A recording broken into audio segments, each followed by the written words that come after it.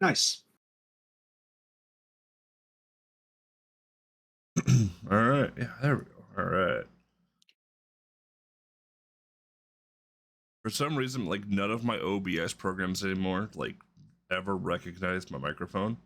So every time I launch OBS Studio or Streamlabs OBS or any other broadcasting software, I have to choose my microphone. Stupid. That is strange.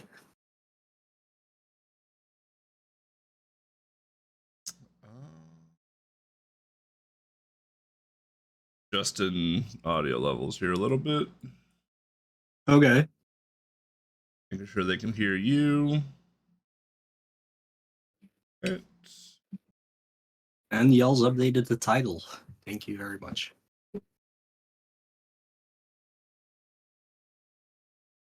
Who did Yells? Yells is the MVP right now. Yeah. Yells. Just saw him yesterday doing all the restreaming for the Nescathlon. Right. The real MVP. I just got to sit there and talk about dumb stuff with Toad for 3 hours. That's always good. 4 hours. I don't remember how long it was. I don't remember how long it was with Toad, and then like another like hour or so with Yells. Like I said, we went like 5 hours, so it was pretty. It was a lot longer than I anticipated, but it was still a lot of fun. Yeah.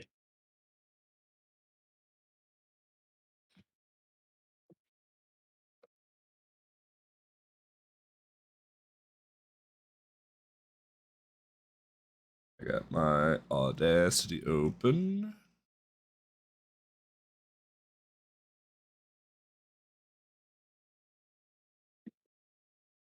All right, is that my intro or your intro? Perfect. No clue, to be honest. I think it's yours. I think I did it last time. All right. All right, got Audacity open? Yeah. My man. And good thing I checked the mic because it switched to something else again. So I need to check that too. Good call, good call. yeah. My Audacity updated. I don't know where that stuff's at anymore. Oh God. Well, Under audio setup. oh, there it is. Okay. Mine kept my microphone. I don't want Lace coming at me and being like, "Yo, you see, you sound weird." I'm just like, redo the episode. All right. No. No. All right, hitting record in 3, 2, 1. Record. All right, we are recording in Audacity now. We sure are. Then I'm hitting record in the OBS in 3, 2, 1. Record. All right, we are recording in OBS now.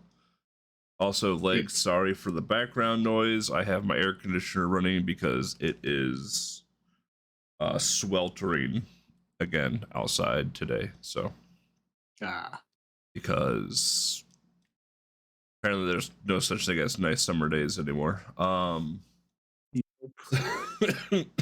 So like I like to go outside and walk every once in a while, like go walk around the pond or the lake or whatever.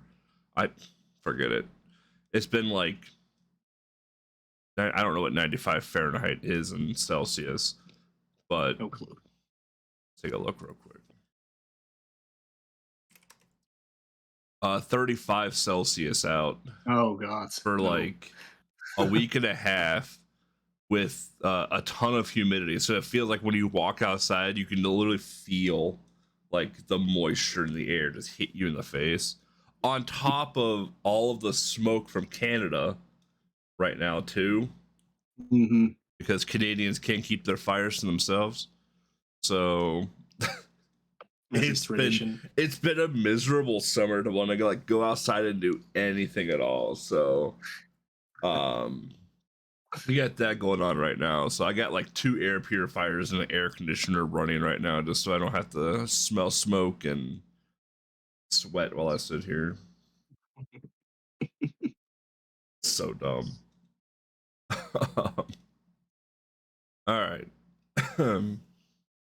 Let's get this rolling here. On this episode of This is Game Boy, we blow out 5 candles. Perfect. Ba-da, ba-da, ba-ba-bum. Yeah, perfect. Boo-doop, boo-doop, boo-doop. Ba-ba-ba-da. Don't even need to play the intro, just have me sing it. One day, Legs is gonna replace it. Oh my, it's gonna be amazing too. All right. Hello, everyone watching live. We'll be listening to on SoundCloud, YouTube, whatever your favorite podcast listening software is. I'm me, Bloody Candy, and with me, as always, is Mullah. How do? How do? We had a pretty interesting episode today. First time we're doing an episode. Well, I guess we've done a light kind of like you've done a light kind of like this in the past, long time ago. But first time we're actually doing this as like a main episode, which is actually pretty awesome. But before we dive into that, what have you been up to? It looks like you've actually played some games this time around. So, Kinda, yeah. It's still not much, but I did. More than me. Yeah. Well, maybe by title, but maybe not in time. I don't know. But yeah, I had some time, or at least some smaller downtimes where I just picked up a game. I finally finished the Cowabunga collection. I think I have the PS4 version, right? Yeah, probably. I had 3 games left. One was the NES Turtles game. I like that game. I have nothing against it, like a lot of people do. It's a little wonky, of course, but I think it's a pretty okay game. Yeah, it's tough, but yeah, it's of course NES stuff, but whatever. It's a fine game. I guess the only thing is like the final stage with all the flying rocket guys. That's a little much, but I mean, my issue is trying to find the Technodrome. The fact that they like if you don't get the right paths immediately, it kind of sucks, but whatever. And then I had 2 of the tournament fighting games left, the Genesis version and the Super Nintendo version. I don't like those games at all. I think they're horrible fighting games. So I just cheesed my way through them. Like in every one of these tournament fighter games, you have like one character that has this one move that is semi-unstoppable, I guess. So you just spam that over and over again until you win. So there's not much to it, but if you want to play it as an actual fighting game, I think it is horrible.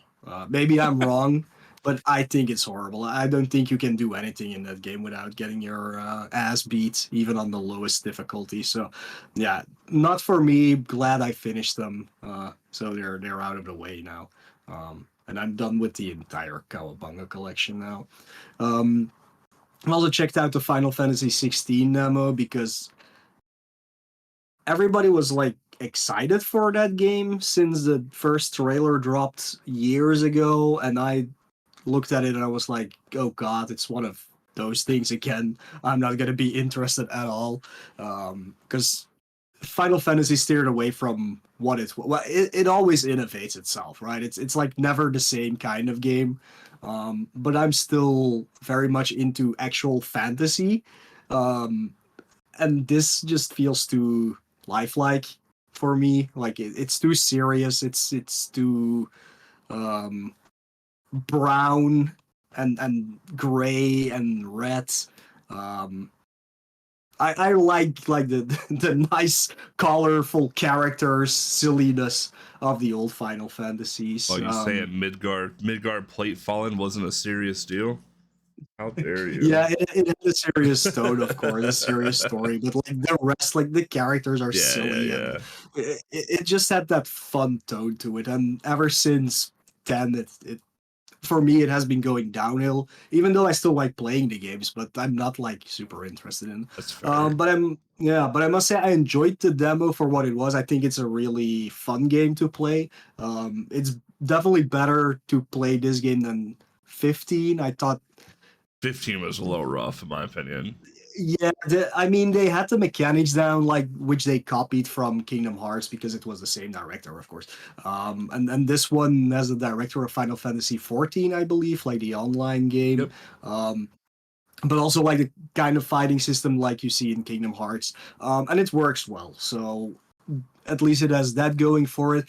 Again, the story I don't really care at all because once again it's very medieval politics based.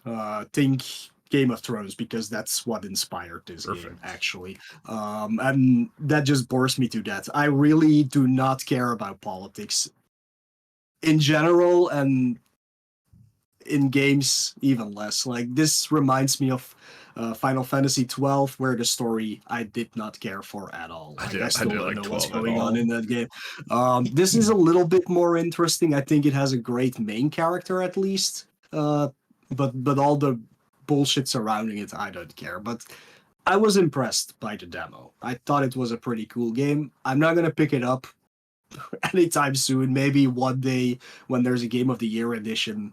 Yeah. Um, that's for cheap or something. I might pick it up. First of all, I don't have time to play a 60-hour game, even though it's only 40, I've heard, but whatever. I just don't have time to play long RPGs, so it's not a good choice for me right now. But it does seem interesting, and I hope people that are kind of steering away from the game because it's not like the old Final Fantasy, if you want to call it that. I mean, check it out. Check out the demo if you like it. I think you might enjoy a game. One weird thing though, no open world. It's very on rails. It's like a stage select even. Oh, It's so it's like it's 13. kinda, yeah. Because 13 But was very, you need to follow this path or else type deal. yeah, it's definitely like that, yeah. But whatever. Like I liked 13. I don't have anything. Here's the real question. The best thing that came out of 15 was fishing. Is there fishing in the game? Not in a demo at Oh least. my So god. I couldn't tell you. Terrible video game. I 2 couldn't out of tell you. 10. There might be. There's usually a fishing game in Yeah, RPGs. I So. wanted to pick it up. But at the same time, it's like, there's probably gonna be DLC for the game. There's probably gonna be all Yeah. this other stuff coming for the game. I said to myself, I'm just gonna wait for like a complete edition basically and just pick it up Yeah. then. I'm Absolutely. not in a Yeah. rush For to play sure. a 60-hour game, Hmm. especially with Assassin's Creed coming out soon. So Right. Yeah. But yeah, just check out the demo if you're kind of interested, and then you'll see if you like it or not. Very, very quickly, because you play through like the first 2 chapters of the game, and you can continue on from the demo as well. So, oh, that's cool. no, yeah, it actually starts with the start of the game and not like somewhere in between, just to Like show you weird everything. hodgepodge of stuff. Yeah. Yeah, so it's a good demo to check out. I've also checked out the Sea of Stars demo, a game I have not heard about until like 3 days ago, I believe. But I saw some trailer of it that it was coming to PS Plus, blah blah blah, highest subscription tier for free or something like that. And it's an RPG in the style of Chrono Trigger, Oh, I can say, and it has amazing graphics. Like I was baffled by the graphics. That's why I downloaded the demo, and it's a really cool game. This one does drop you in the middle of things, so you can't really follow exactly what is going on. But the gameplay is very cool. It's very puzzle based dungeon exploring, but with kind of a battle system like it had in Chrono Trigger. Not that active. It's very turn based, but it has a cool system to it. all the graphics look awesome. Actually, I'm Yeah, looking at it right now on Steam. Yeah. yeah, the graphics are amazing. The music will blow your mind. It's really well done. So if you're looking for like an old school RPG, there you go. Sea of Stars. Check it out if you have that higher subscription thingy on Oh, PS it's coming Plus. out in a month. That looks like that's cool. Yeah, it's coming out very soon. So yeah, very cool game. And I that to my enjoyed wish it. list. I must say it was hard. It's a very hard one. So be warned. Like I died a few times because I wasn't paying attention at all. Because yeah, I thought it was a demo. It will put me in the early game, so it's gonna be easy. Nope, nope. It will break you. So yeah, you definitely have to pay Good. All attention right. to what you're doing. But yeah, that's a very cool upcoming game. Even though it might be out on Steam, I don't know. Whatever. No, it's still Um, a month out on Steam. It looked like I okay. added it to my Yeah. wish list. Yeah, definitely something worth checking out. After that, I played A Robot Named Fight, which is a game that Okay. was very popular like years ago, but somehow I just picked it up because it was on sale, I believe, during the summer sale for like €1. Um, Robot Named Fight is basically Super Metroid, but rogue light. Um, so every time you die, the configuration gets changed, and you have to pick up all your upgrades again. Well, not all of your upgrades. You get random upgrades every time that will help you traverse through all of the chambers until you get to a boss. And if you kill that boss, you unlock new powers that you can use during your next playthrough, and so on and so on. But yeah, games like that I do have time for because they're usually like a 1 hour session and then you're done because you die like an idiot, or you finish the game, which I haven't been able to do. But it's a really cool game. It's a little lackluster in some parts, I must say. Like the variation isn't that big that I imagined it would be, but it's a fun game and it works very well. And if you like Super Metroid, I mean, why not pick it up? Really, it's basically that, but with different characters. Do not get sued. So there you go. Um, God of War Ragnarok. This game does not end. I I still swear. haven't played it yet. Yeah, I swear it doesn't end. And it's just because I have to do it in such short bursts. That's the only Yeah, problem. Because I checked like the homepage on my PlayStation 5 and it was like, oh, you're 70% done and you've been playing for 30 hours. And I was like, yeah, that actually sounds normal for these kinds of games. Uh, but in my head, it feels like it's dragging on so long because it's still the only game I have on my PlayStation 5 because it came with it, and I bought it in January, I believe. So I've been playing it for months now, and I'm still not at the end. I'm almost there. I believe I'll be able to actually complete it next week, maybe, hopefully, so I can move on to something else finally. Um, but yeah, I mean, it's a great game for sure. I mean, it's God of War. If you don't like God of War, you will not like it, of course. But it's an amazing game for sure. It just feels like it keeps on going on forever right now. Um, yeah, I'm glad. I will be glad when I see the end. I'll be like, finally. And I don't have to buy a new game because Alan Wake Remastered came out on PS Plus last month, so I downloaded that already, even though I already played Alan Wake. But I'll be glad to be playing Alan Wake instead of God of War on my PlayStation, just to have something else for a change. But yeah, I'm definitely getting there. And then there's a game I haven't played actually. So for the people who have been listening, yada yada yada, there have been changes in my life. I have a I hate calling her a girlfriend because that makes me sound like I'm a teenager. I hate calling her a partner because I think that's a very boring term. I don't even know what to call her then. I can't call her my wife either because we're not married. So, do you have a better term maybe that I can use? um, Player two has entered my life. yeah, Let's we just usually call it just like call that. it either a partner or a girl or boyfriend girlfriend. Yeah, Yeah, but I don't like those terms at all. But whatever. I'm in a relationship. There you go. there you go. Um, yeah.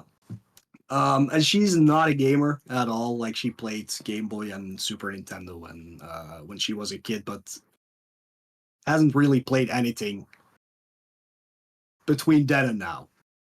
So definitely not a gamer at all, but she is interested in what I do, like the streaming and the podcast and things like that. So I was thinking of a game that I could let her play. without much experience of playing games. She did play a little bit of Shredder's Revenge one day, which was fine. Like, she's more adept in the games than she thinks she is, but because she's a little bit afraid of like not having the experience, she thinks she's not doing well, but that's totally not true. But I had a poster on my wall for years, which is a very large poster of Heavy Rain, the PS3 game, I believe that Yep. was. Um, Super good game. but yeah, but every time during summer, because it's pasted on with like poster glue or whatever you call it, it gets so humid and warm in my room that it just falls off the wall. Like, it just can't support the weight of that poster anymore. So that happened again, and I got tired of it, so I just took it down and put it away. But when I was looking at it, I was like, oh, this is actually a game which is more an interactive movie than a game, where you don't really need to have the like 30 years of experience playing video games to get somewhere and to enjoy it. So I thought it was uh, the perfect one for her to play. So she played a little bit of that, I think only the prologue so far, and she did enjoy it. It was a little bit rough, of course, but she did enjoy it, and she's looking forward to be playing more of that. And I'm looking forward to see her choices during the game, because for people who don't know Heavy Rain, well, it's not only choices, it's also reaction speed Yep. actually in that one. But because Heavy Rain changes the story depending on what you do or what you fail to do, so it can change dramatically. And I haven't played it since the release, so I still know like parts of it from my playthrough, but I don't remember that much of it. But it's fun for me to see what how she thinks and reacts to stuff, and how the story will fall out for her. So yeah, I'm very excited to see more of that soon. Um, yeah, that's what I've been up to. So a little bit more gaming than last time, but still, when you look at it in a whole, hours, maybe like 10 the past month. So it's still not that much. Yeah, But yeah, that was. I have the Heavy Rain Beyond Two Souls European release for the Hmm. PS4 because they Hmm. bundled those two together for PS4. True. Yeah, I'm playing the PS4 version as well. She's playing the PS4 version because it was also on PS Plus, so I still have it in my library. Because my PS3 version does not work. Um, the ending doesn't work. The game just breaks then. Oh, Yeah, it's weird. weird. I think I talked about it in one of the older episodes, that there's a problem with how they wrote the discs, and some discs work and some discs just don't work. Yeah, And it's a random problem as well. So for me, it's literally the ending. So it's my which kind PS3 of just sucks. doesn't work anymore. So Or that, yeah, or your yeah, PS3 doesn't work. like It's always something. I fixed it.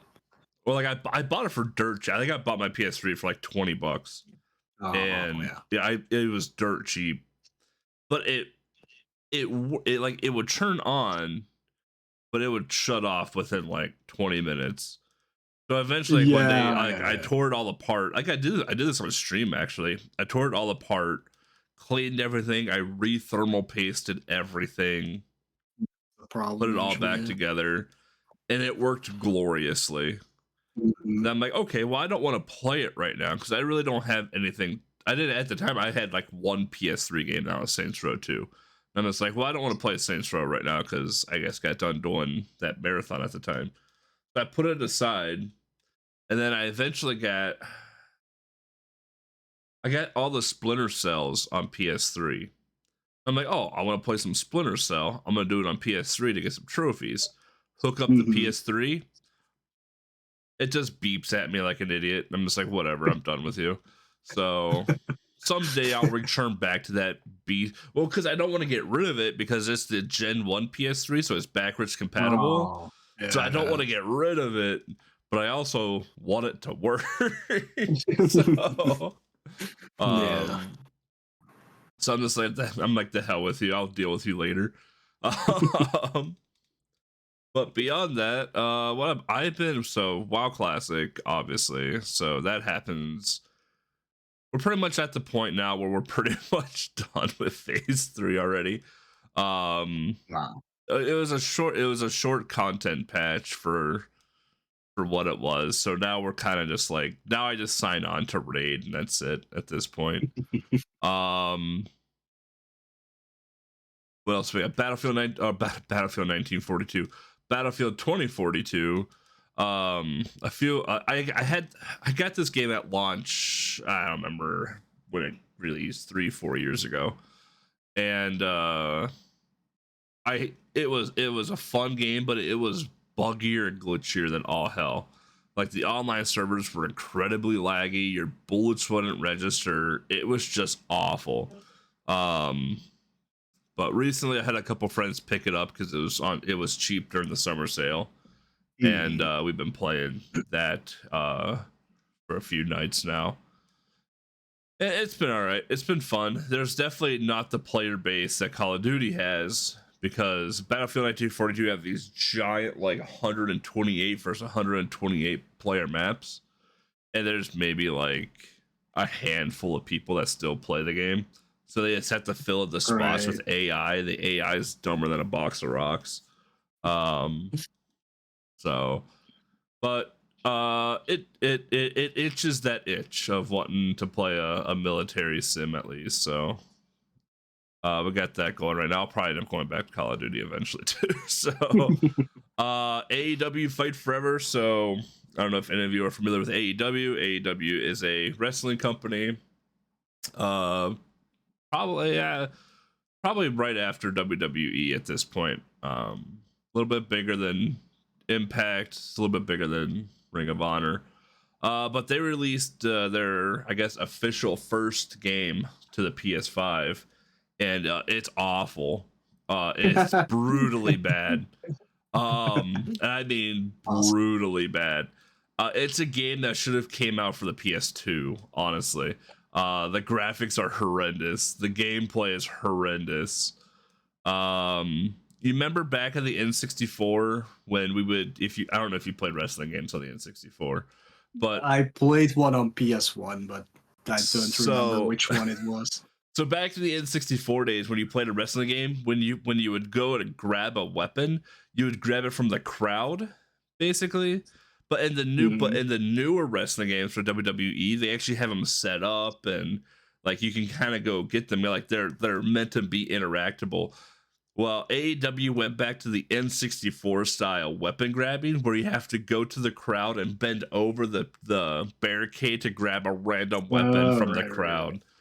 right. Um, the game definitely doesn't take itself very serious by any means at all, because there's like bombs and there's like electrical uh, barbed wire stuff, and like the game definitely doesn't take itself serious, but it's it's it's fun because it's so bad, basically. Mhm, mhm. uh Right. I did the campaign because there's a story mode element to it, which, oh my god, the story mode. Oh, the story mode to the game. So when you first start out, I didn't know this because the game doesn't tell you this at all. So when you do the story mode, you can choose any of the pro wrestlers, or you can choose your custom character, right? If you choose a pro wrestler that's already done, when all the money and like all of the attribute or all the XP that you get is worthless, because you can't add attributes to a pro wrestler already, because, well, they're a pro Right. wrestler. So all the money you get is basically worthless as well too. um, Along the way, you have to eat to keep your energy up. So there's a little bit of like a realism to it. You can go Mhm. sightseeing, which the pictures that they use are the blurriest pictures you could possibly get from Google. Like, I don't know what they did. I don't know if they went to like Google Maps Street View and just took a snippet and just blew it up 300 times, because it is the blurriest thing you could ever imagine. Um, it doesn't even look like it's supposed to be a part of the game. Think of like an old, like, Sega CD game or like an old PS1 game. Think of like Metal Gear Solid 1 at the end, like that video at the end, how it's like it's good, but it's really grainy and blurry. It's like that, but still shots behind the wrestler. You have to train, which does absolutely dick all for the pro wrestlers because that just boosts your XP. And you don't need XP as a pro wrestler, but the game doesn't tell you any of this at all. Well, and along the way, you make your friends. You have to take pictures and selfies with people, and the campaign took me 3 hours to beat. But Jesus, yeah, yeah. it's it's something. Let me tell you what. There's no voice acting in the game at all. There's not even commentary during the match. So like any wrestling game, basically from like PS2 on, like any WWE wrestling game from PS2 on, has had commentary during a match, whether it's Lawler, JR, whoever. Even the N64 games, if you did something big during a match, JR or Lawler would say something for like the PS1 or like PS1 and 64 era. This game has nothing. It's literally nothing. So you have to do your own commentary. The only time this voice act is when JR's like promoting his barbecue sauce in between like screens, basically. There it's awful. It's so bad.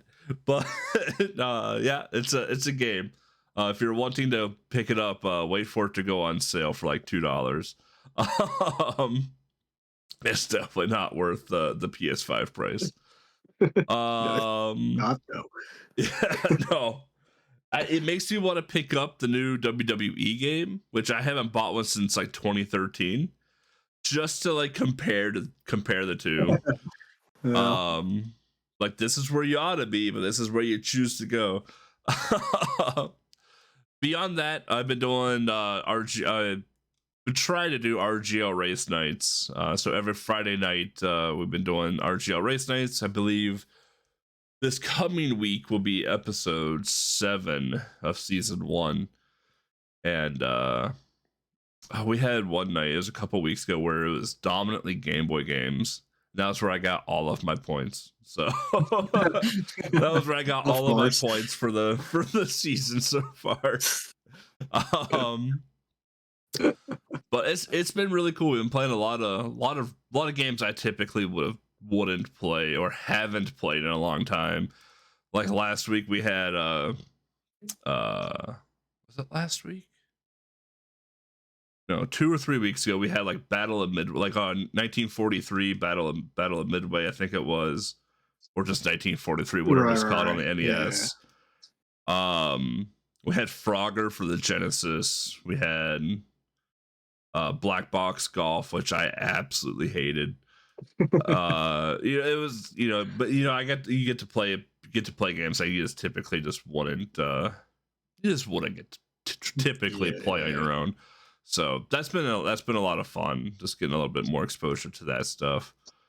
So yeah, we'll see what this week brings if I can make it. Hopefully, I've been hoping for Trip World to get landed on, just so I can have an easy 500 points, but I'm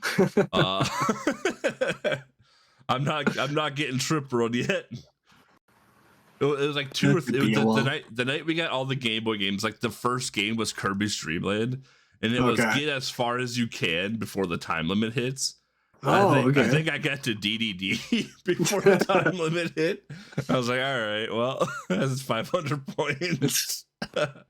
Last week we did Mortal Kombat 2 on Genesis, and I like fighting games. I'm awful at them, so I did not get very far in Mortal Kombat. But that's pretty much what I've been up to. Not a ton. Obviously, playing some of the Game Boy Jam games that we'll talk about in a bit, but but yeah, no, that's all I've really been up to. So I don't stream as much anymore because A, I just don't have a ton of time, and B, my Game Boy, my internet just sucks, so I can't just reliably stream on the fly anymore. Yeah, that's awful, of course. Yeah, but it is what it is. And if you're wondering why I'm clearing my throat or my voice sounds weird, it's because I did 5 hours of commentary yesterday for NES Cathlon, so my voice hasn't fully recovered yet. Hey, it happens. It was awesome. I've been having a cough for almost a month. I'm surprised I haven't coughed one time yet during this recording, so that's cool. It's good, yeah. Yeah. Yeah, no, NES Cathlon was awesome yesterday. We had 12 people join. On stream, we had 11 people finish. And Fede was doing it blind. And by time when we cut, he was on Shadow of the Ninja, which was game 4 on the list. So, but it was awesome. Like second, third, fourth place was really close. Second and third came down to hands basically in Super Mario Brothers 3.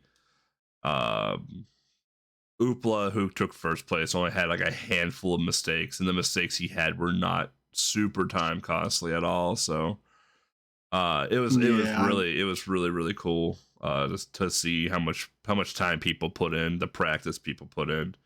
Burger Time, obviously, in my opinion, the hardest game on the list. So yeah, that's arcade hard. That's never fun. Yeah, it's arcade hard. It's not NES hard. It's eat your quarters hard. So, but no, it was awesome. But yeah, with that, we're gonna take a quick short break. When we come back, we're gonna talk about some Game Boy Jam 2023 games. At least probably the top 5 that we thought, or we at least enjoyed. And then I do have a couple of honorable mentions just because I've been following the devs for a while. So with that, we'll be right back. Stay tuned.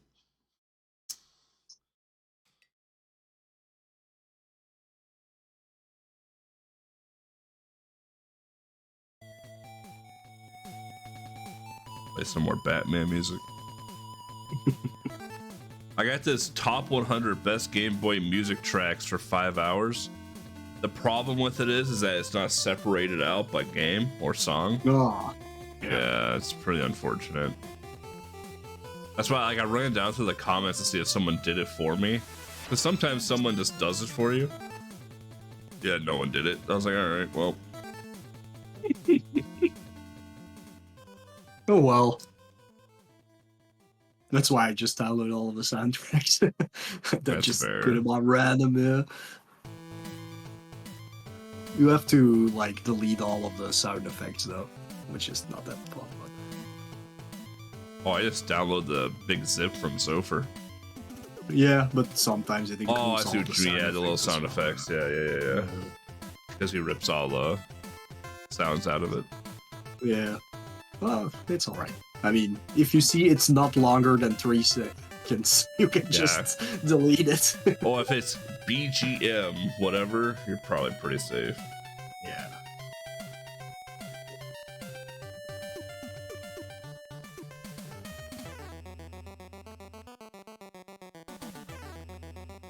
We got Trip Run music. We're not interrupting this.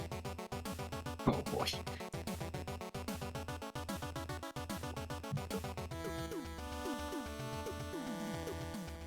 All right, I interrupted it. It wasn't a good song. It was stage 1.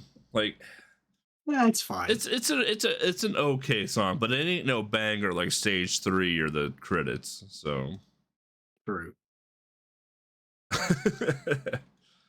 All right, welcome back, everybody, and those watching live. Thanks for hanging in there through a quick break. Mm-hmm. We put these little breaks in just for for us if we need to get up and do something, and for listeners' sake, so they don't have to listen to us ramble for an hour and a half, 2 hours nonstop. So yeah, and so that Lex knows where to put the music. yeah. But yeah, like I said, this is an interesting episode this time around. So Tronimal, who is a listener of the podcast and a person I've been actually following. I think maybe when we started the podcast, maybe if not a little bit earlier. Mhm. They put on a Game Boy Jam for 2023 on itch.io, and they reached out to me and asked if we wanted to sponsor the Game Jam, and through various conversations, we said yes, and at the end of the day, we shouted it out every episode that we had up to the event, which happened during the voting happening during GDQ, I believe it was. Mhm. Mhm. Um, and then afterwards, we would dedicate an episode to the event itself. So before we dive into the video games, just a little bit of a rundown of what the Game Boy Showdown 2023, not Game Boy Jam, Game Boy Showdown 2023. My bad. Yeah. Um, so let's see here. It was called Jam before, right? So It's a 7 day long game jam. Yeah, it was probably it's There's because a of that. jam in Yeah. there somewhere. So Yeah. but the Game Boy Showdown is a 7 day long game jam, followed by a 7 day long voting period, which I did vote on games along the process. I did. That's why that was another reason I brought my laptop to GDQ was so I could do it. Two votes. Um, Yeah. Only submitters, sponsors, and helpers can help. And voting criteria will be game design, gameplay, innovation, graphics, sound, and theme. The winner will be decided by the best overall score or the best scored overall categories. The top three Mhm. games will be listed on the top of this page. Y'all can't see, and then there's a link to last year's Game Boy Jam winners. Um, so let's see here. There are prizes to this. So first place will receive a modified Game Boy Color, a GBX read write cart with a 2 MB flash cart. So it's just a Game Boy flash cart. Second place will receive just a regular Game Boy Color with the same flash cart. Third place will receive the flash cart. Fourth and fifth place will receive a 2 MB flash cartridge as well. Sixth to 10th place will receive some high quality Game Boy Showdown stickers. Mo, I told you people like stickers. Telling you. For those that don't get the context, I've been trying to get stickers on the merch store for like 2 years now.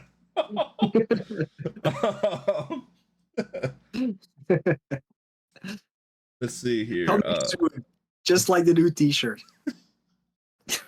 Oh boy. Besides that, the top 3 games will be showed and will be playable at the next NCon event, Nintendo Fan Convention in Germany. So if you are European, or if you're from, well, I guess if you're from Germany, you're European. If you're a European Yes. and live in Germany, or will be visiting Germany, and if you're going to that convention, you can check out the top 3 games of the Game Boy Jam or Showdown at the convention there. So the theme of this year's Showdown was friendly, which some of the games that we played teetered that line, I think, a little bit. Yeah. But yeah, interesting theme nonetheless. Interesting theme with some very interesting takes on that theme. Right. Rules. So read carefully. Feel free to ask. Blah, blah, blah, blah. You must create a real Game Boy ROM. Only .gb and GVC files will be accepted. So no .pocket, none of that. Uploading a web release additionally is allowed and recommended to increase playability, because not everyone has the ability to download the ROM, stuff like that. Ways that you can play Game Boy ROMs. The whole game has to be made within 7 days while the Game Jam is running. Teaming up is allowed. Make some friends. Yep. It's okay to use assets and templates, but you have to tell everyone about it on your submission page. Only Mhm. original games are allowed. No fan games, no remakes, no demakes, or ROM hacks. Um, and no, not safe for work or offensive games are allowed for obvious reasons. Um, so things that were allowed to be used, you can use RG. Hell, this even is RGBDS, GBDK, which is the Game Boy Development Kit, ZGB, which I don't know what the heck that is No. either, and well, probably the most popular at this point now, Game Boy Studio. Right. Um, or anything else that'll let you create a valid Game Boy ROM. And there were a bunch of sponsors. DMG pages, whom I've actually have never heard of before. It looks like they have. I don't know. Oh, it's all in a foreign language. I don't know any. Oh, it's all in German. Yeah, I don't know any of that stuff. If I've got more foreign words that I don't know. Ferrante crafts. Game Boy Studio Central, Inside Gadgets, NCon, which is that German fan convention thing. Hmm. Um, some other Game Boy Studio stuff, and well, us. So Yeah. we're in that list. All that DMG page is a German blog about Nintendo Game Boy. Yes. Oh, I just scrolled down and saw more stuff. So there we go. We did it.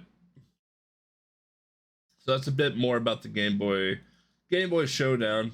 There were 85 entries that were submitted between May 13th to May 20th, with 2,270 ratings given to the 83 entries. Yep. Um, and the average number of ratings per game was 26.7, and a median of 26. So that's a lot of entries and a lot of ratings. So seems like a very very good turnout for what it was. Absolutely. Yeah. But so yeah, now that we got a little bit of a glimpse into what the Game Boy Showdown is, let's dive into submissions now. So just looking at our notes here, looks like we did top five ish, but ish Uh. because there's a couple games that we don't Yeah. have in here that I've played that I really enjoyed.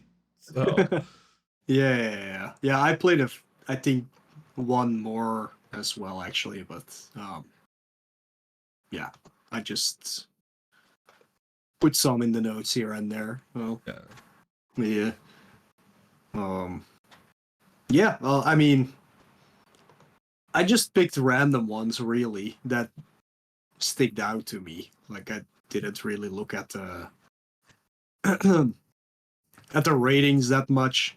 I just went down the list and I was like, oh, this looks cool. So I just clicked on it. But um, let's just start with the winner, I guess, yeah, of the Game Boy Showdown. That because that one, I of course picked because it was the winner, so I had to know why it was the winner.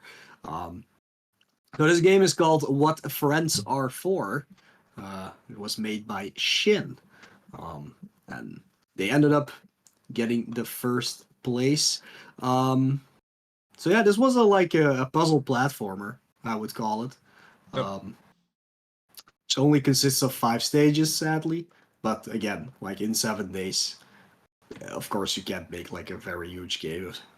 That makes a lot of sense. But yeah, the very interesting and original concept about this game was that like your main character has two moods, like friendly and angry, right? Yeah. If I remember, it's been a while since I played this Yep. one actually. And the enemies in the game and the objects, their behavior changes depending on what mood you have, which you can manipulate yourself. So you can choose whether you're happy or angry. And the music also changes with your mood, which is a really cool concept, Yeah. actually. I mean, it makes sense, of course, but it's nice that they integrated it. Um, but I can see why this could have been a winner. Like, I haven't played all the 86 games, of course, so I can't say that it was the best for me, but I can see why because it was a very polished game. It it had story to it. It had like very cool puzzle elements that you don't really see that much. Um, and it had like fun music. The music design was great for this game as well. So, yeah, I think they did a really good job of doing this, and it's also a lot of. This one is pure Game Boy because some of these on the list are like Game Boy Color games, and my mind goes more towards the real Game Boy games still, because that's what this podcast is about mostly. So yeah, I appreciated that it had like the original Game Boy aesthetics as well, and not like any of the color enhancements that you would expect. So yeah, I enjoyed playing this game. It's not very long, so you can just sit down for like 20 minutes and get through it. So yeah, I can definitely see why this game has won the Game Boy Showdown. Yeah, Thought it was very cool. yeah, this was the first game I played going through the list. Which I pretty much just went down. I did the top 5 that they voted on plus some extras. Okay. And obviously, so this was the first one that I played. And Yeah. it's very cute. I would say, like, compared to everything with the game, the graphics are probably the one thing that probably could have used a little bit more focus. Like, the graphics are good, don't get me wrong. You know what you're doing, you know what things are.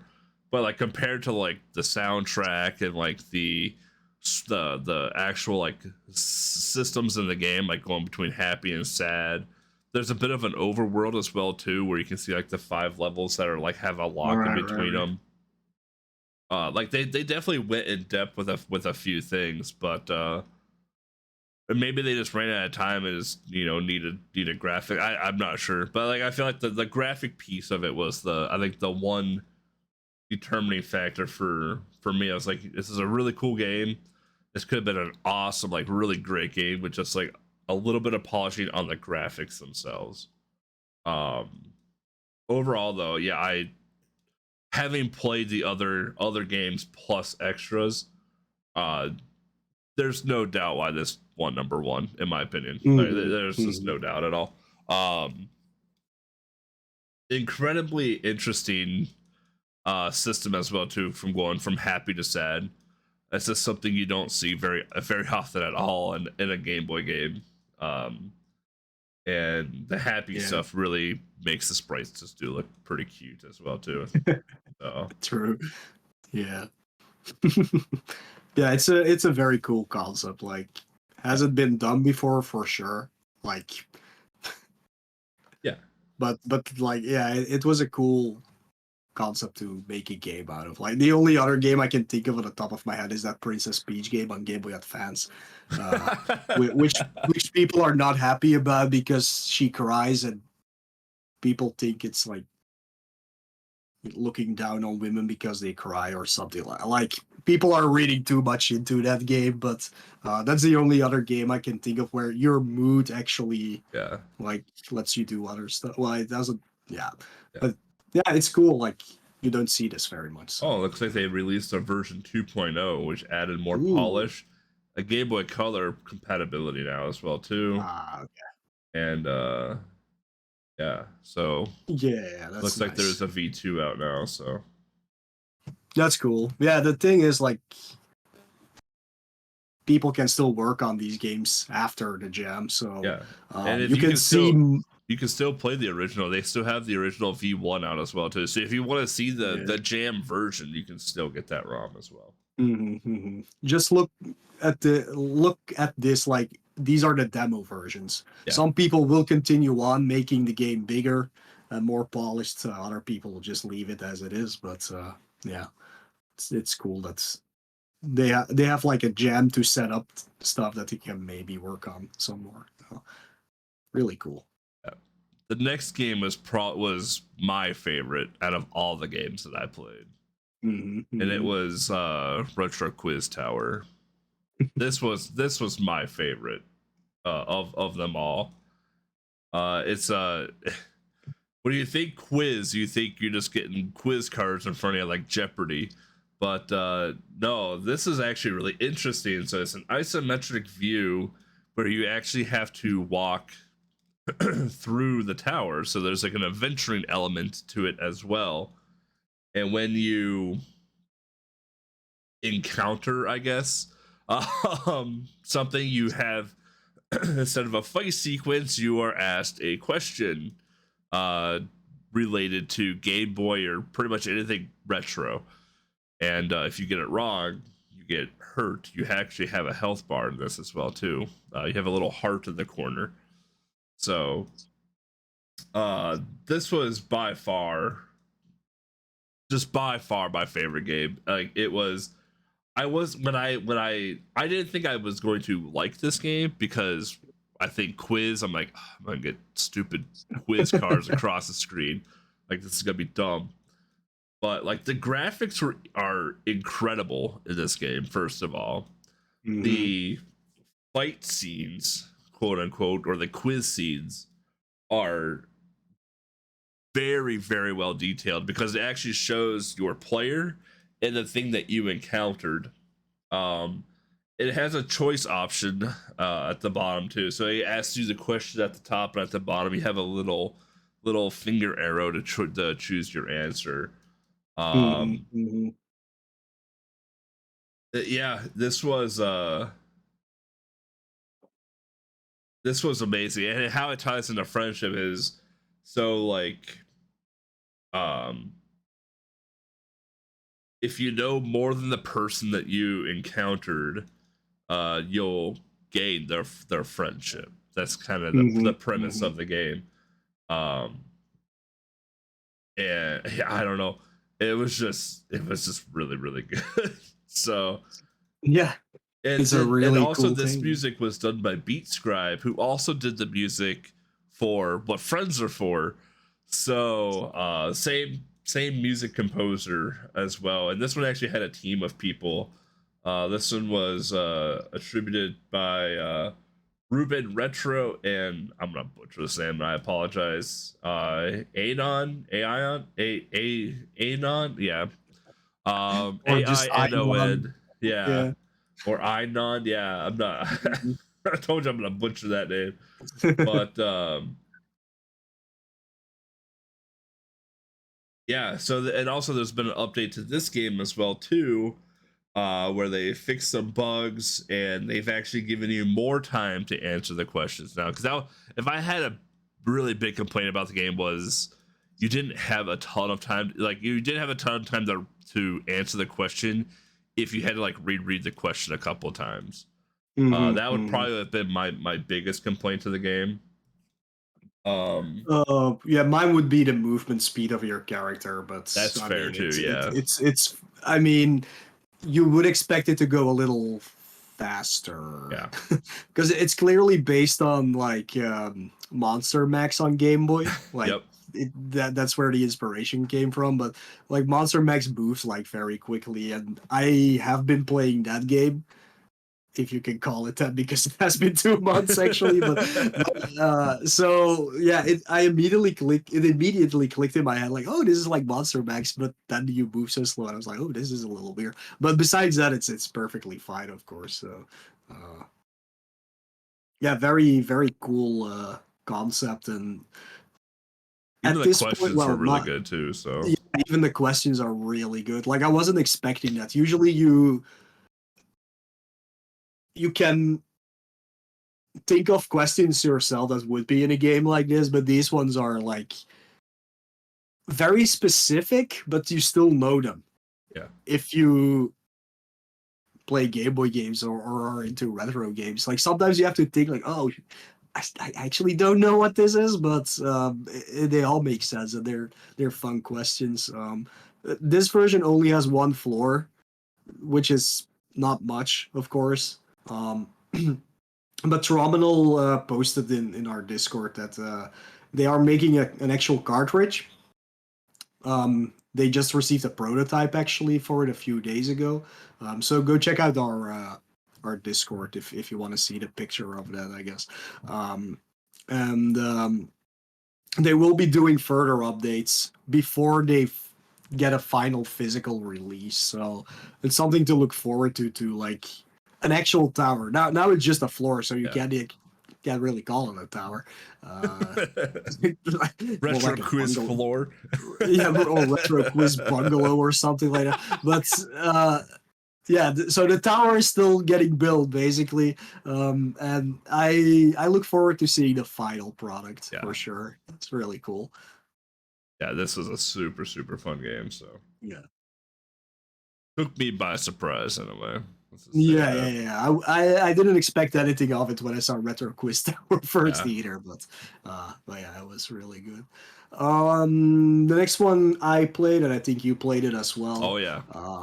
It's called Friend of the Void, and you people probably already know that we are horror fans, so this was definitely up our alley immediately. Like I saw it, I was like, "Ooh, Eldritch stuff." Okay, yep, I'm in. Fine.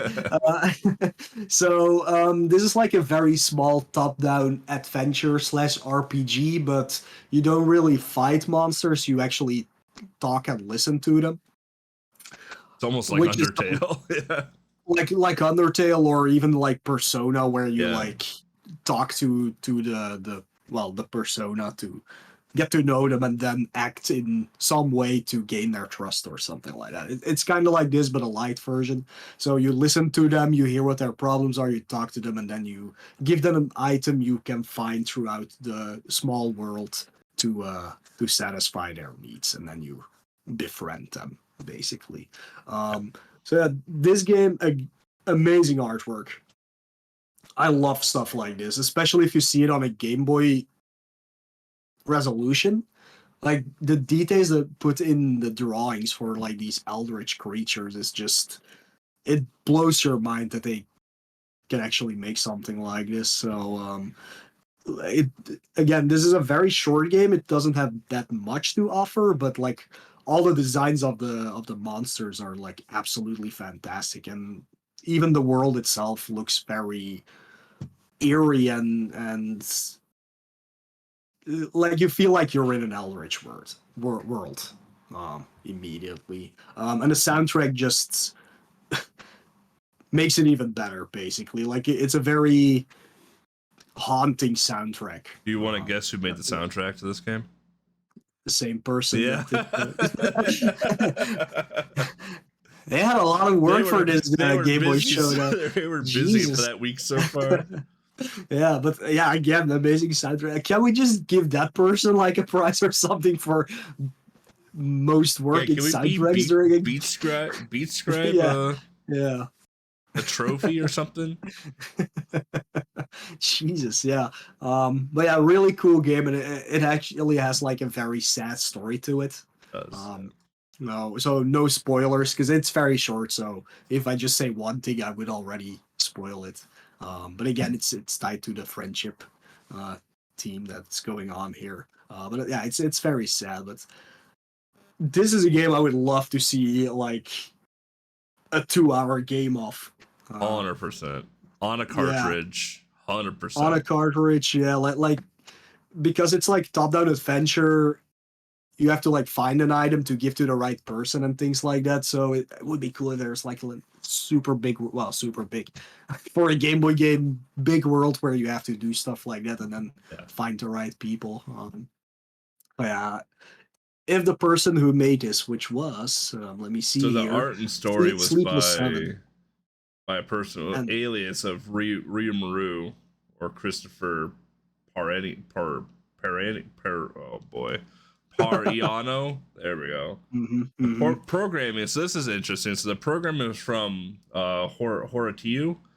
I have played mhm. a ton of their games. So like when I saw their name on the or on the developer list, I was like, oh, this is 100% gonna get played by me because like they've done games. The first game I ever played with them was Neighbor, and Neighbor is a horror game where like people like turn into zombies. You gotta hide, and then like it's wild, but it's crazy good.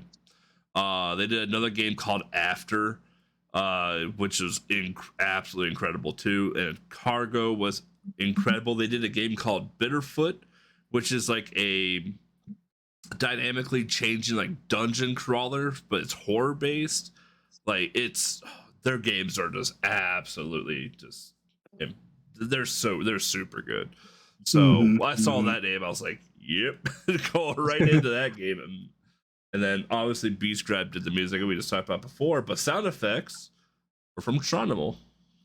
So Oh, nice. Yeah. Yeah.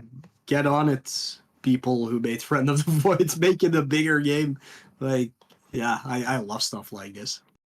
yeah, this was an incredible game. The artwork was I don't I don't think there was another game in the list, honestly, for me that topped the artwork for Friend of the Void. Uh-huh. Like I Absolutely. probably played 10 of the games on the list, maybe 15. None of them came close to the graphic quality of this game. So Hmm. Yeah. Very, very cool. Definitely check it out. Unless you're scared of horror games, then maybe just. Well, it's not that bad, it's really. not a Just scary game. yeah, it's not a scary game. It's just a very like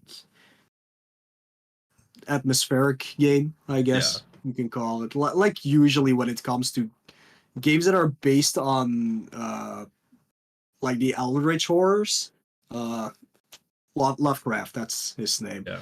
They're usually not scary games. They're yeah, eerie, you can just call them. Like it gives you a weird feeling. Um, oh yeah, this is definitely one of those. Very cool. I don't know if you've played this next one I did not because play Pongo, oh okay.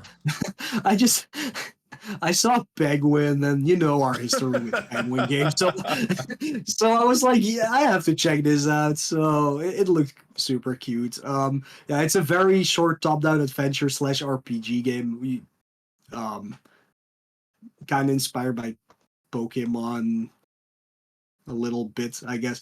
It's a very short four-screen game where you have to befriend all of the have to befriend all of the other penguin in the village, and you can pick up a few items to help you befriend them. Like it's kind of the same as Friend of the Void in that aspect, but not horror based. It's very cutesy and stuff like that. It also super simple. I would put this in the game in the category of children's games, like to get them familiar with how mechanics of games work, basically. Yep. So yeah, it's super simple. You get through it in 5 minutes. But I thought the ending was very out of the blue, out of nowhere. I wouldn't call it that. It's also not. I wrote that plot twist in the notes, but it's not a plot twist either. It's just like something completely different you wouldn't expect. So check it out. Like again, it takes 5 minutes to get there, but I was like, whoa, where is this one going all of a sudden? But yeah, you'll see it when you play it yourself. But yeah, it's super simple. I thought it was very cute. Um, it could be like a nice long children's game if they keep working on it, like an entire village and not only four screens with a few houses.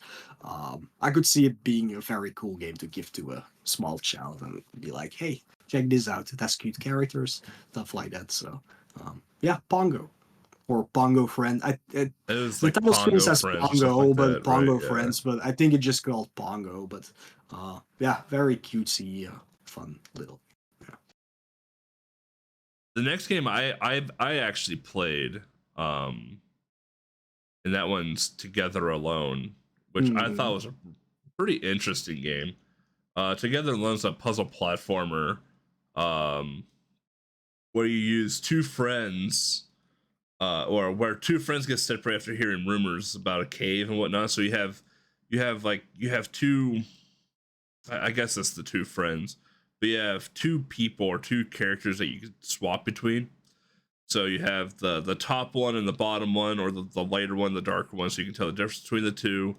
And you have to solve puzzles with one in order to get the other one through. So it might be pushing a platform down to a lower level so the lower person can get to the cave. It might be, there's a lot of different things that can be happening here. And I thought this game was actually pretty interesting.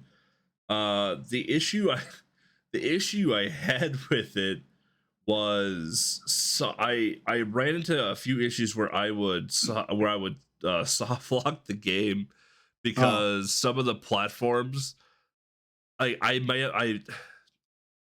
have like pushed them a little like wrong, or like or like not far enough where I was supposed to. Like, I did something wrong with a platform, and I soft locked the game. And like the way I play games, like I play stuff on the Mister, and I don't know how to yeah. save anything on the Mister aside from save states.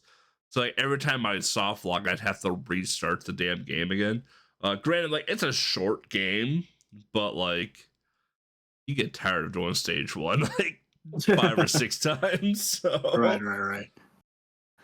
Yeah, I didn't run into that problem, but the polishing on this game is not very well done. It is a bit janky yeah, in parts. Like you can clip through a lot of stuff. I didn't soft lock at all, so that's good. But I did have a lot of problems figuring out what is a foreground and what is background, yep. because the characters do work on different planes basically, and sometimes I didn't realize which plane was for which person because they sometimes they cross over, like the backgrounds, and it was hard figuring it out. And it also was a little bit laggy in some parts due to the size of the Yeah, characters, the probably. characters are huge. Yeah, Yeah. but besides that, like the concept is great. Yep. It works great. Like, of course, for a, a showdown or a jam like this, you can think of the most intricate puzzles because one, they're hard to make, and two, they're hard for people to actually get through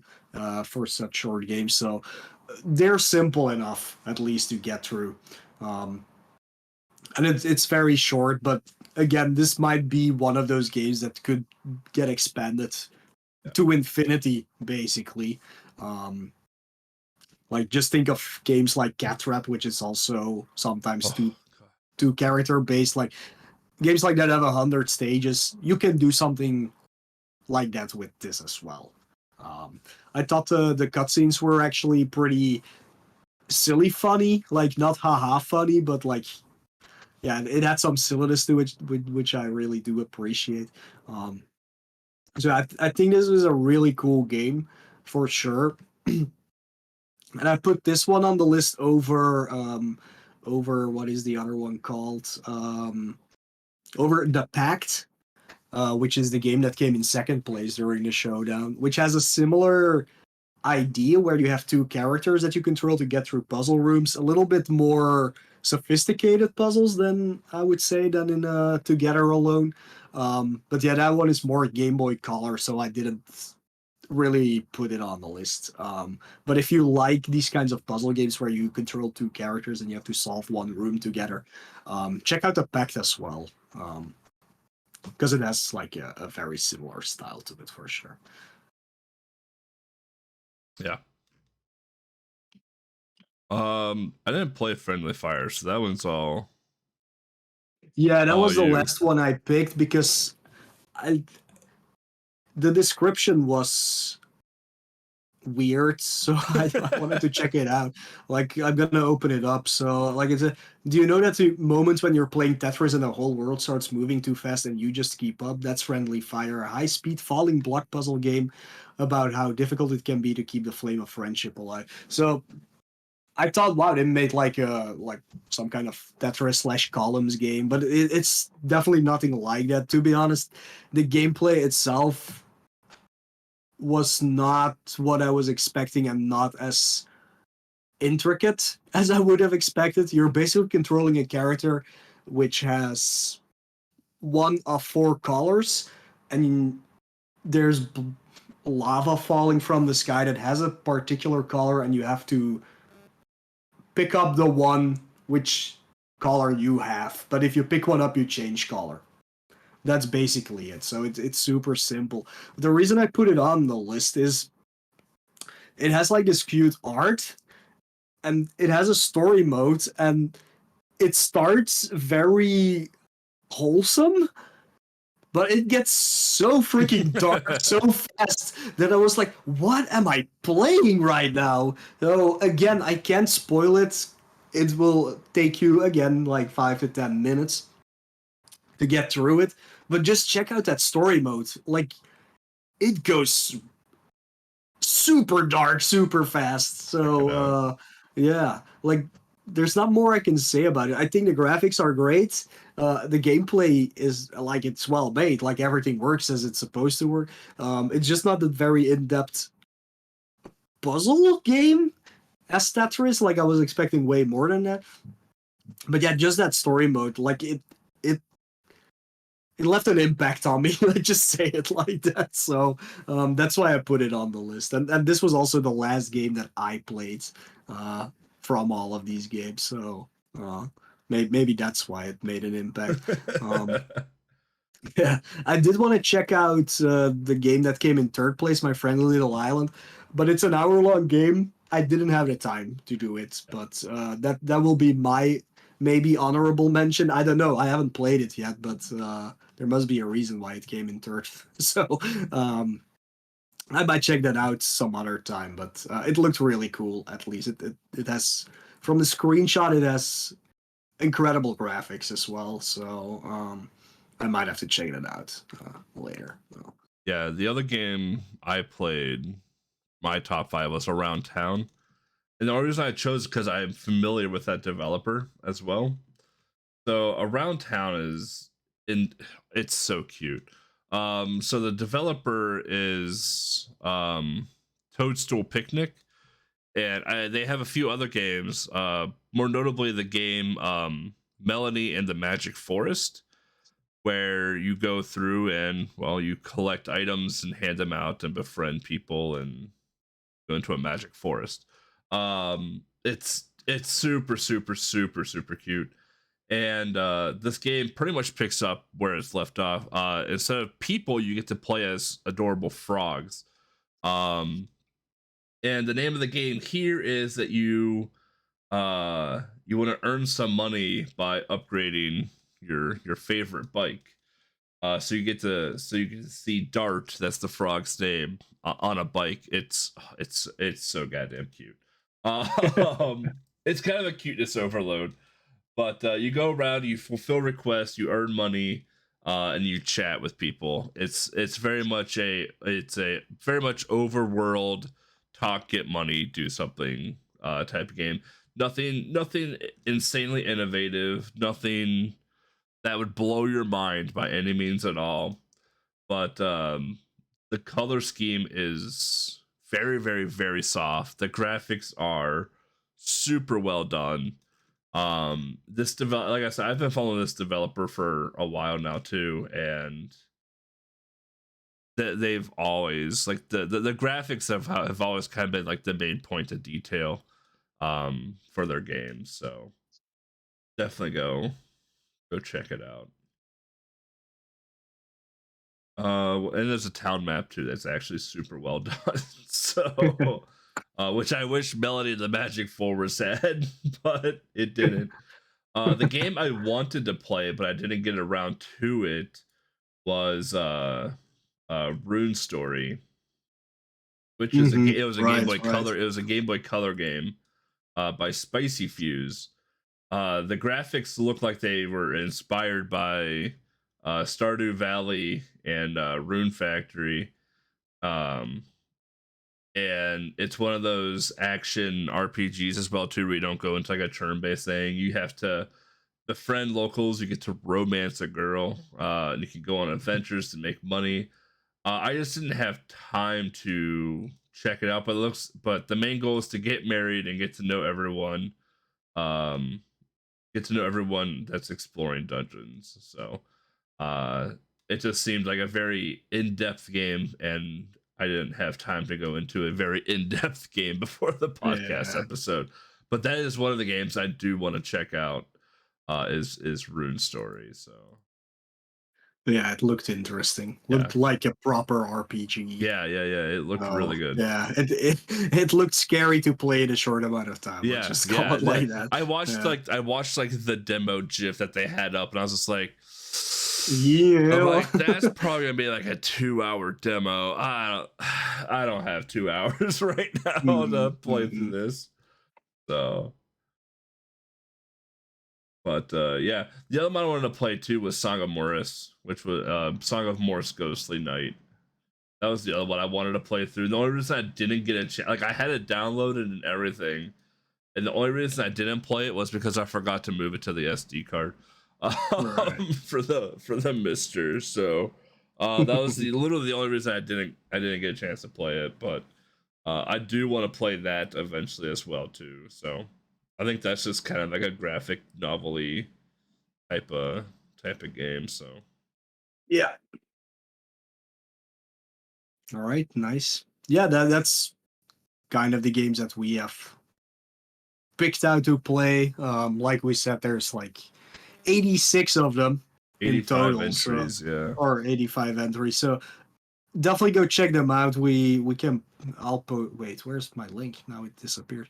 I'll post a link in the chat at least here, but we will also put it in the description of our episode and on the YouTubes for everybody to check it out, or come check out our Discord. Like I said earlier, we have it up there as well, or you can just look around for it on itch.io. Just type in Game Boy Showdown; it will probably show up for you. But yeah, you can check out all of the entries there, download them, play them in your browser, however you want to do it. And yeah, maybe you get inspired to join the next one next year, because usually it's held yearly. So Yeah.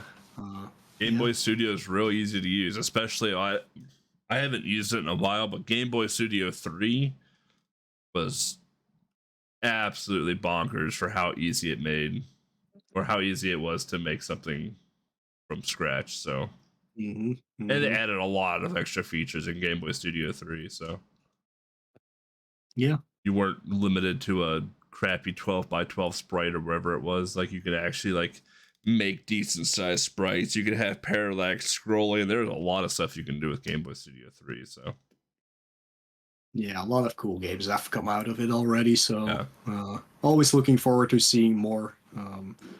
If you're working on a project yourself and you want us to check it out, just let us know. I mean, you can do that. We have ways I that we love will checking out probably, games. Yeah, yeah, yeah. We have ways you can contact us, which we will very scriptedly talk about in a few moments. But and you can of course find all the information on wherever you find us. So, yeah. uh, but yeah, we love doing stuff like this, like these Game Boy Jam kind of deals, or just new games, new homebrew games, new fan games. We What love was to check those fun? out. What was fun about the Game Boy Showdown list was that like it definitely took me back when I was a kid, where like I got to pick the game based off of the cover. So Yeah, like I true. did the top five, right? But like if I were to like go through it again, like what friends are for, I probably wouldn't have chosen at all. But No. like Friend of the Void, 100% would have chosen hmm that, right? hmm Rune Story would have 100% chosen. Um, Even Song of Morris, I would have chosen out of the gate too. Like just by like the thumbnail, like provide, I'm like, yeah, we're gonna go check that out right now, type deal. So that was actually a lot of fun to be like to see like how much extra effort they put into the itch.io page. So Yeah. It shows for some of them, like they immediately stand out yeah, compared to the rest. So yeah, that was a fun little distraction from Game Boy games. They're still Game Boy games, but yeah, it was something different for once. So it's yeah. always nice to be able to do that. It was super fun to do. Like I probably would have I probably would have eventually got to some of them organically, just because of how much homebrew Game Boy I do play. Yeah. But to actually be a part of like the event a little bit and have a little bit of hand in it too, and get to see some of the stuff come out of it was really, really, really cool. All right, Yeah. but yeah. When we come back, we're going to take another short little break. When we come back, we're going to talk about community events coming up and answer any questions that people may have. Then our awesomely scripted outro. So go ahead and stay tuned. All right. Pee break. Trip world music. I'll be right back.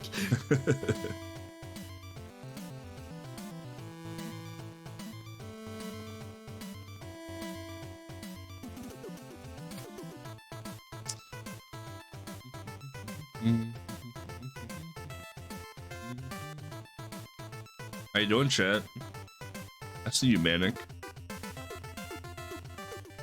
I see you, Firebroth. Congrats on second place yesterday in the NES Cathlon.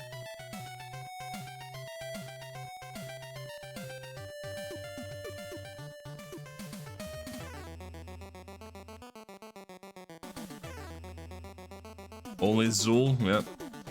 Did you buy the building too? Better have bought the building. Hopefully you get the reference.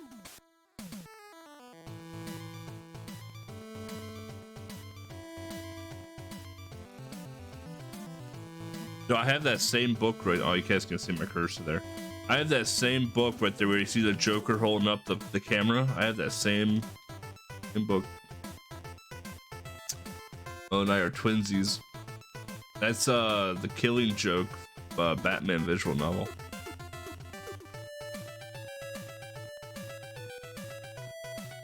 His books are so nicely displayed in the background. Like my background, so there's Big Kirby, there's Little Kirby, that's the HIV/AIDS plushie, Assassin's Creed statue, but like all of these are like DVDs and Blu-rays, and they're dominantly just horror movies. Like there's no books back here at all.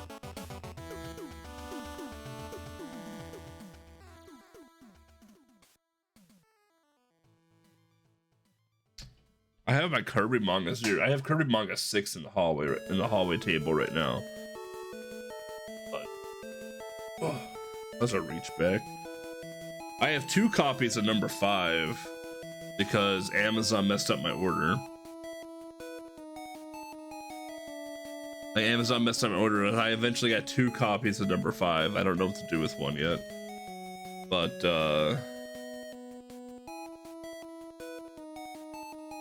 number 1 is in my bedroom because that's what I was reading. So 2, 3, like I said, 6 is in the hallway table right now.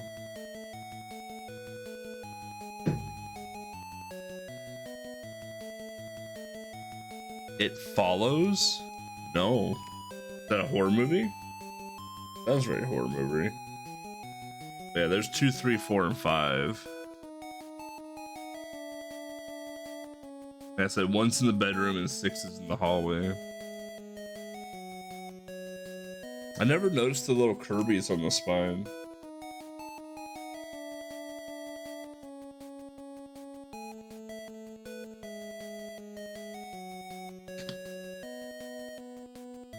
'80s horror. Ooh, I'll have to check it out then. I like anything '80s. I'm pretty much sold on. So.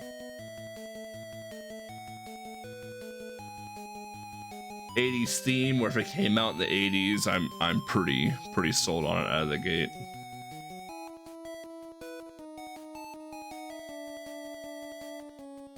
Soundtrack is S tier. I have to check it out.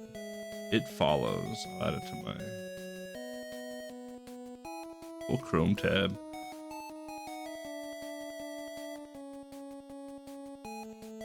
'2014 horror thriller. Alrighty. Oh, it's on Hulu. Welcome back.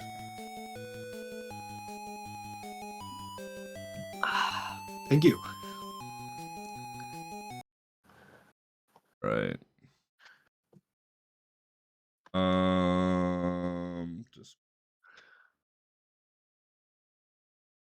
I didn't lose you. We're good. All right. Welcome back, everybody. Those live. Thanks for hanging out while we took a little bit of a break there. Um, stuff we have coming up. We have a lot of stuff coming up, honestly. We'll start with the RGL bits since that's where we are right now. So Retro Gaming Live has live events throughout the week. Monday randomizers. Let's see here, yeah, or yeah, Monday randomizers. Every other week is golf club with Flannel Cat and Vonnie, and any off week that's not golf club is Sports Tuesday, where you get to see people play other retro sports games besides golf. I think baseball's been a pretty hot topic recently. Every Friday night we have retro race nights. Those are an absolute blast to be a part of. They're definitely a lot of fun to watch too. It's probably for good reason that you guys don't get to hear the voice channel that we're all in, and gets to firewall you all from hearing Kong, myself, and other people tear apart a video game verbally. um, what else we got going on here? Oh, we're almost done with July. Hot damn, dude.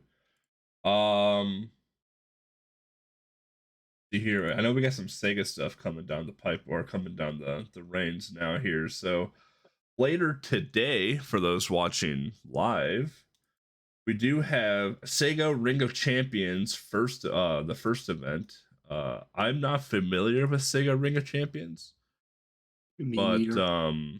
if you're into, oh, here we go, Sega Ring of Champions, a monthly 3-game Sega race where the winners from throughout the season will face off in a championship round. The first Sega Ring of Champions race will be on July 1st, so it's like a seasonal race type of thing. So we got those going on. So very kind of similar to Ring of Champions, as Manic mentioned in chat. We do have WADS Day, WADS.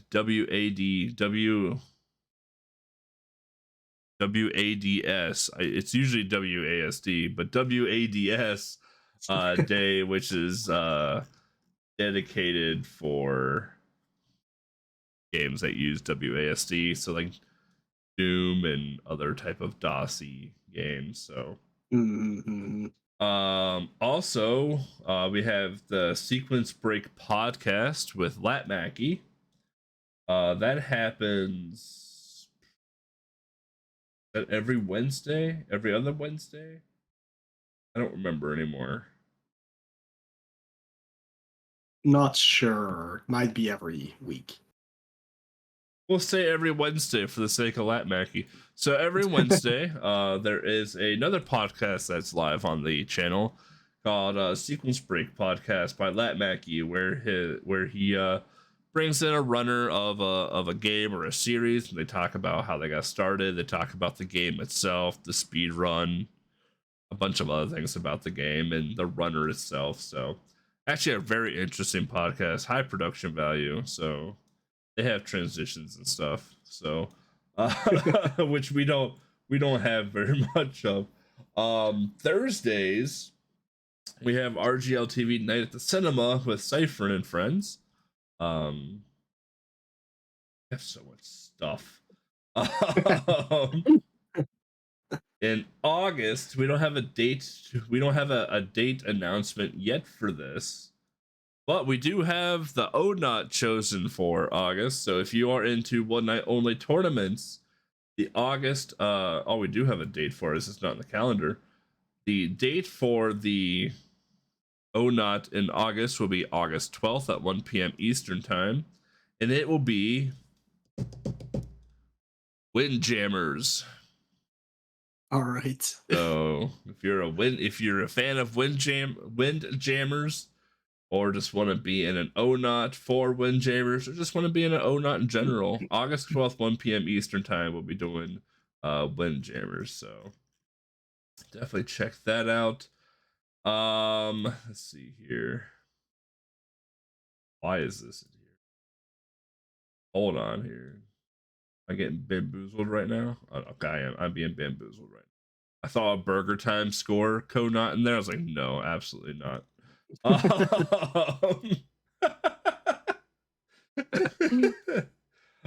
We do have, like I said, there's a lot of other Sega stuff going on.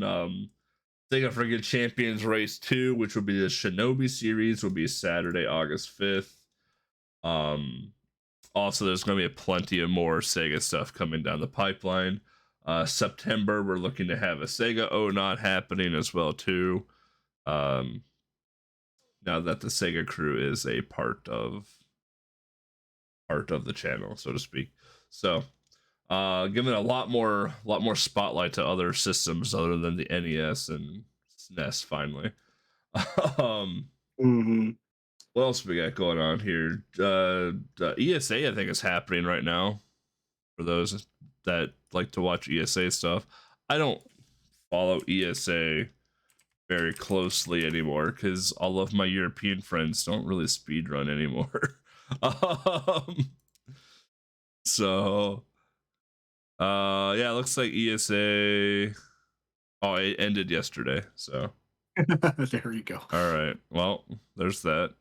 So you can go watch the ESA VOD if you want and go see how things are going there.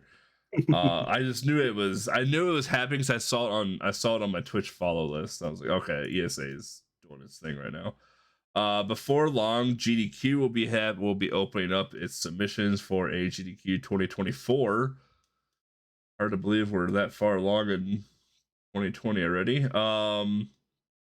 So that'll be a thing. Also, if you're in the Americas, in the Midwest region of the Americas, Midwest Speedfest Fall Frenzy is opening up right now. We're just 2 weeks away from submissions closing for Midwest Speedfest Fall Frenzy. That will be happening between October 12th to October 16th.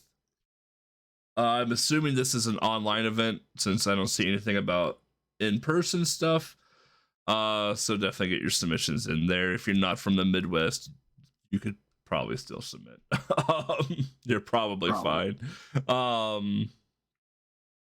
Midwest Speedfest has been doing a lot lately as well too. Super awesome people that run Midwest Speedfest.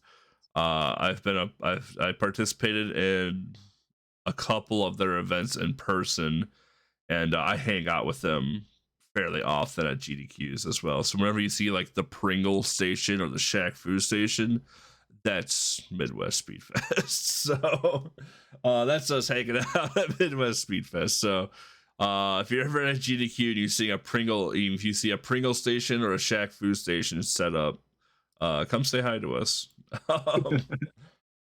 We'll be there.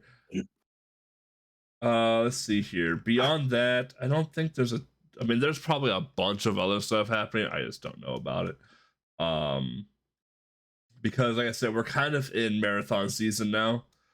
Because we're approaching the end of summertime now, so people are gonna start being indoors more because it's gonna get a little.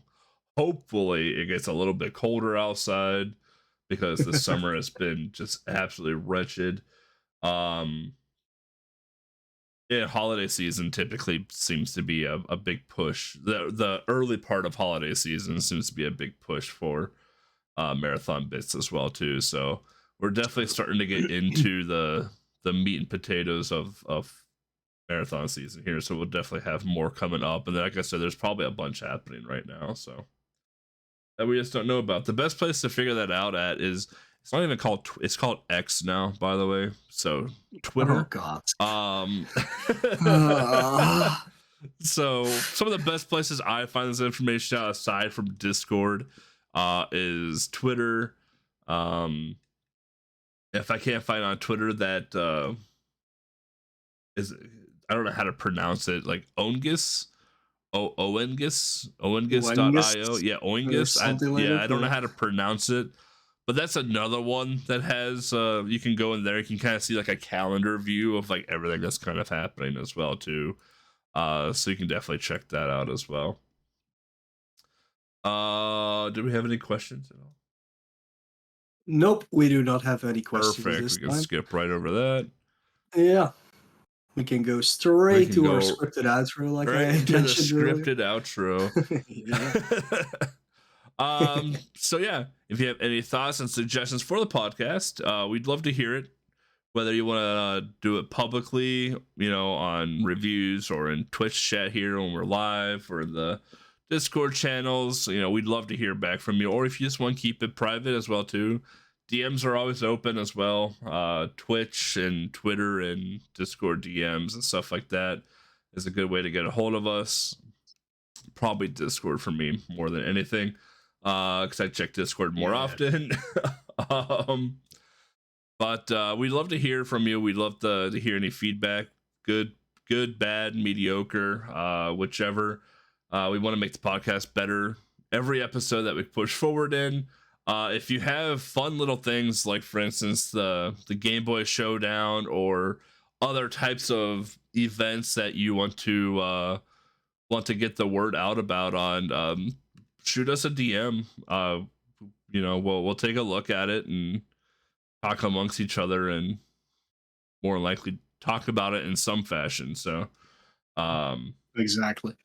we'd love to help you out, small, big, medium, doesn't matter at all. Yeah, with that, you can find me, Bloody Candy, on Twitch, X. I refuse. Twitch, Twitter, Instagram, TikTok. I think that's all I have. I'm not probably gonna have, if Twitter ever blows up, I'm not making another account somewhere else. I'm done with it. Where can they find you, Mo? You find me on Twitch, Twitter, X videos,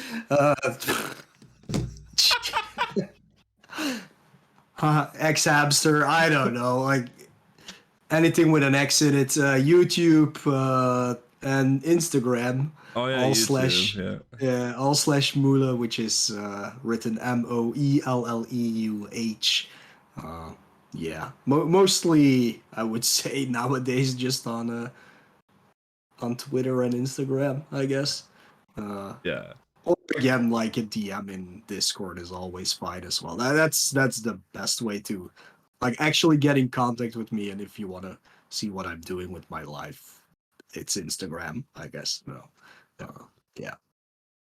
Then obviously our wonderful producer Legs, so you can find her Legs on YouTube, Sprinty Legs on Twitter, and Twitch. And check out the project website, www.sprintylegs.com, where you can also get access to the Game Boy Manual database, which she hasn't updated in half a century, and I'm still waiting for my manuals to be approved. And I'm not submitting any more until like the 5 manuals I've pumped in are approved. Just saying. Like there's a wizardry manual in there that was like 52 pages. I ain't submitting shit until that gets approved.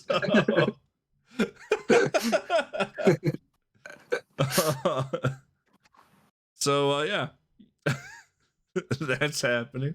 We have a Patreon that we still need to go over. Just tells you how much time we don't have right now. We have a Patreon that we need to go over still, since Patreon's changed some of how their tiering stuff works and some other internal bits. There's 3 wizardry games on the Game Boy. Mo loves all 3 of them. No. I actually have them. Oh, I put the boxes away. That's too bad. I had the boxes over here for a while. They're in Japanese. You'll need to get the English ROM hack. But so we have a Patreon. Like I said, the Patreon changed some stuff. They changed like their tiering and goals and bits like that. So we have to go through and kind of update that a little bit. But if you're a patron, or thinking about becoming a patron, There are some little cool things that come into it. You get to see some of the behind the scenes bits, access to our notes. You get uh, first glimpse premiere at Haunt Hunters, which we haven't done in a hot minute. The last Haunt Hunters video we did was fishing vacation for the Game Boy, which is actually super fun. And then there might be a coupon code in there too for the merch store. I can't remember off the top of my head. There is, yeah. Okay. We also have a PayPal. Oh, if you're a patron, you also get a cool thing in Discord as well, because we could type Patreon and Discord together.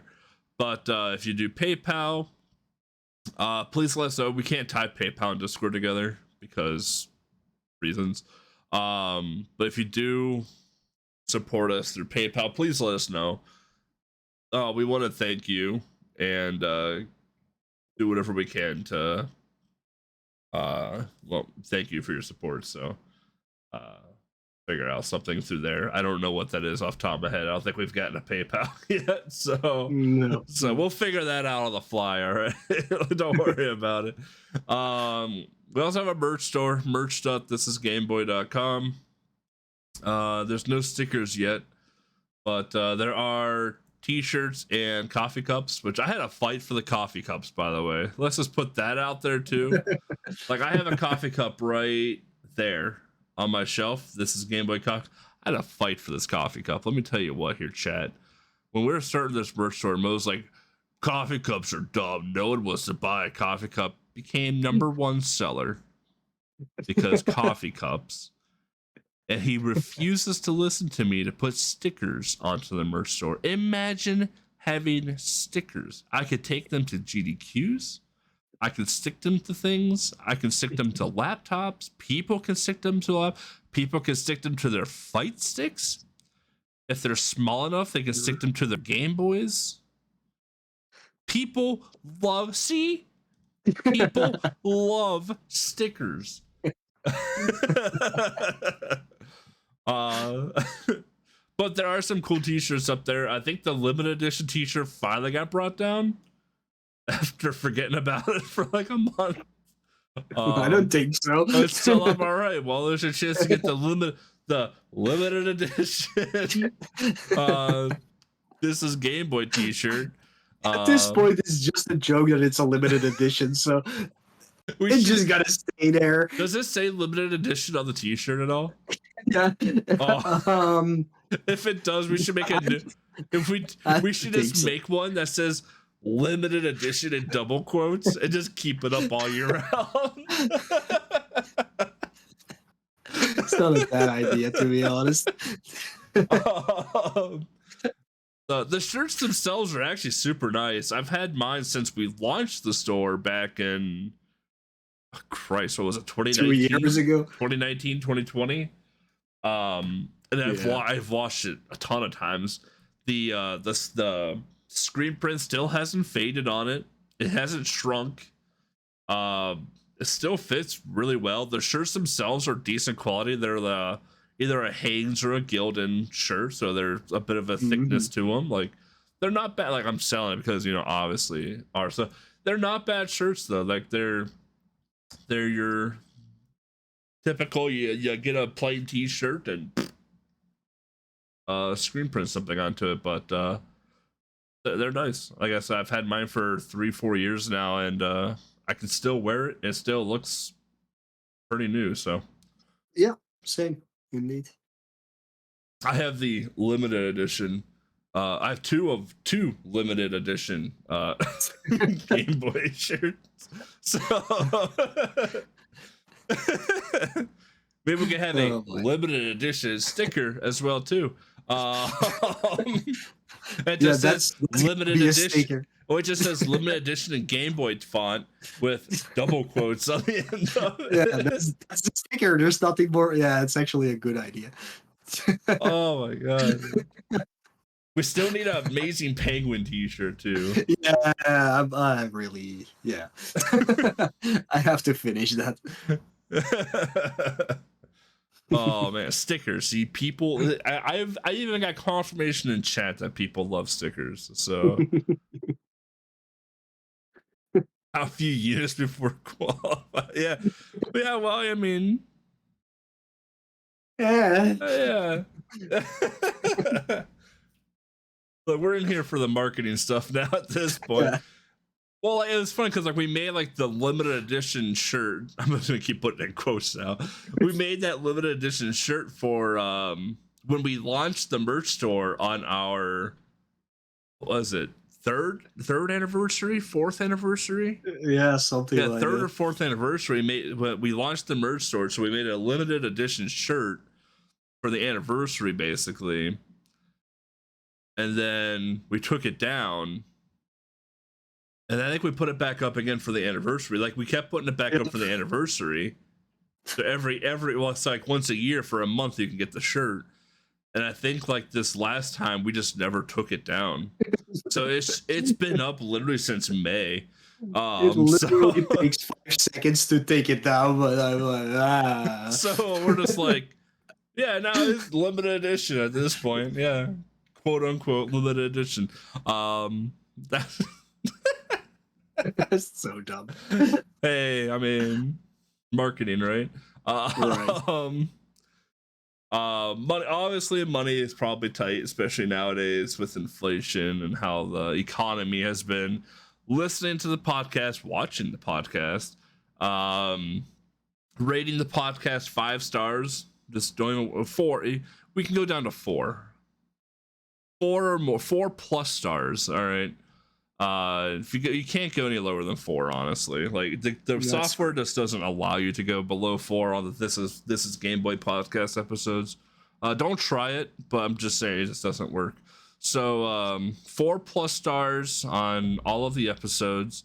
All that stuff helps us get recognized by the algorithms and the crawlers and the computer stuff to rank us up a little higher, get more eyes and ears on the podcast, and things like that too. So watching and listening to the podcast, incredibly supportive as well. And we appreciate everyone that watches and listens to the podcast, especially something about Game Boy.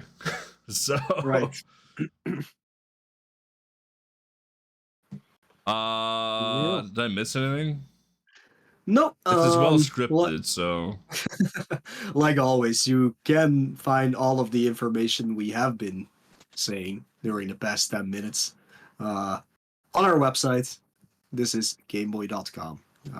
Just a nice overview with links that you can click to take you anywhere you want to go. So there are links. you want to make it easy on yourself, just go there.